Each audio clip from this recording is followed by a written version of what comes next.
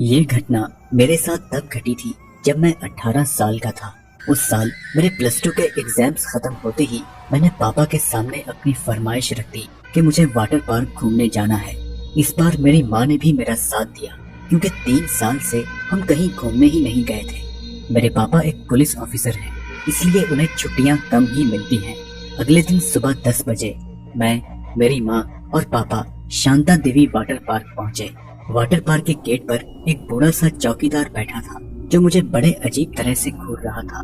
मैंने फौरन पापा से उसकी शिकायत की। मेरे पापा काफी गुस्से वाले इंसान हैं। उन्होंने तुरंत उस चौकीदार के पास जाकर उसे काफी डांटा। इसके बाद हम तीनों वाटर पार्क के अंदर चले गए। अभी मैं स्विमिंग पूल में उतरा ही था कि तभी वहाँ 12 साल का एक लड़का मेरे पास आकर बोला, भैया क्या आप मुझे तैरना सिखाओगे? तो मैंने उसे खुशी खुशी हाँ कर दिया और उसे तैरना सिखाने में मगन हो गया। मेरे मम्मी पापा पास ही में रिलैक्स चेयर पर बैठ गए। बाद में उन्होंने मुझे आवाज लगाई कि वह बाहर से कुछ खाना लाने जा रहे हैं, इसलिए मैं वहीं रुकूं।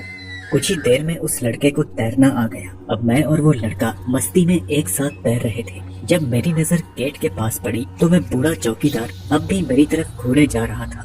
अब क्योंकि मम्मी पापा बाहर गए थे और पापा ने उसे डांटा भी था, मैं सोचने लगा कि कहीं ये मुझसे उस बात का बदला न ले ले कि तभी अचानक मेरे साथ तैर रहे उस लड़के ने मेरा सिर एकदम से पानी में डुबो दिया। मेरे नाक में पानी चला गया और मैं बहुत गुस्से में था। उसके बाद वह लड़का मुझसे माफी मांगने लगा और बोला कि मैं तो मजाक कर रहा था। उस लड़के की इस अजीब हरकत से मैं काफी घबरा गया क्योंकि एक तो मेरी हाइट पापा की तरह 6 फीट थी और मैं काफी ताकतवर भी था, लेकिन एक 12 साल के लड़के में इतनी ताकत कैसे थी कि उसने मेरा सिर जोर से पानी में डुबो दिया।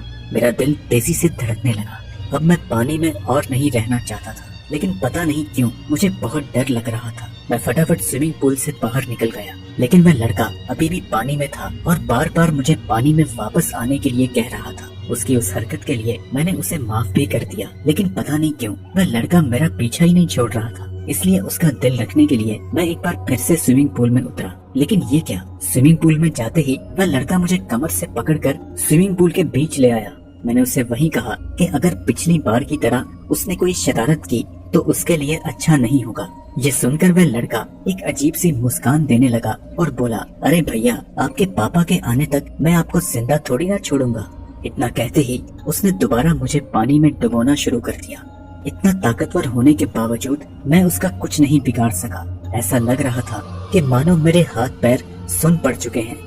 तभी उस सिक्योरिटी वाले की नजर वहाँ पड़ी और जब उसने देखा कि मैं पानी में डूब रहा हूँ तो उसने तुरंत पानी में छलांग लगाकर मुझे बाहर निकाला और इतने में वह रहस्यमय लड़का गायब हो गया। जब मुझे होश आई तो मैं अपने मम्मी पापा के पास लेटा हुआ था। मैंने उन्हें सारी बात बताई। पापा तुरंत ही मुझे वाटर पार्क अथॉरिटी ऑफिस में ले गए और वाटर पार्क के मेन गेट को बंद करवा दिया और उस बूढ़े चौकीदार को भी ऑफिस में बुलाया और पूरे वाटर पार्क में उस रहस्यमय लड़के की खोज कराई, लेकिन उस लड़के का कहीं नामो निशान नहीं मिला। अब पापा ने उस चौकीदार का कॉलर पकड़ा और उसे 2-3 तमाचे भी लगाए क्योंकि वह काफी देर से मुझे घूर रहा था।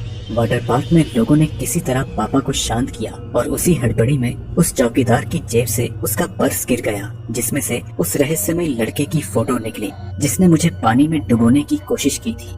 मैंने तुरंत उस लड़के को पहचान लिया। अब पापा किसी भी हाल में रुकने वाले नहीं थे। उन्होंने अपनी बेल्ट निकाली और जमकर उस चौकीदार की धुलाई की और कहा कि बता तेरा बेटा कहाँ है। सब लोग जान चुके थे कि पापा पुलिस ऑफिसर हैं, इसलिए कोई भी उन्हें रोकने की हिम्मत नहीं कर पाया। उस बूढ़े चौकीदार ने खांसते हुए अपनी जेब से एक कागज निकाला। उस कागज को खोलने के बाद पता चला कि वह उस रहस्यमय लड़के का डेथ सर्टिफिकेट है। ये देखकर पापा सब कुछ समझ गए और उन्होंने उस चौकीदार से माफी मांगी और हम सब वाटर पार्क से वापस घर आ गए। वाटर पार्क में जाते समय वह बूढ़ा चौकीदार मुझे इसलिए घूर रहा था क्योंकि उसे मुझ में अपना बेटा नजर आ रहा था जिसकी मौत इस वाटर पार्क के स्विमिंग पूल में डूबने के कारण हुई थी। और जब पापा ने उस चौकीदार को डांटा तो ये उसके बेटे की आत्मा से बर्दाश्त नहीं हुआ। शायद इसीलिए उसने मेरी जान लेने की कोशिश की। आज भी हमें उस लड़के से कोई शिकायत नहीं है क्योंकि अपने बाप के अपमान पर शायद मुझे भी उतना ही गुस्सा आता। मेरे साथ जो हादसा हुआ उसमें किसी का कोई दोष नहीं था, लेकिन फिर भी हम सभी ने तकलीफ भुगती। इस घटना को याद करके मेरे समझ में नहीं आता कि मैं रोऊं या ना रोऊं, लेकिन डर जरूर लगता है। दोस्तों,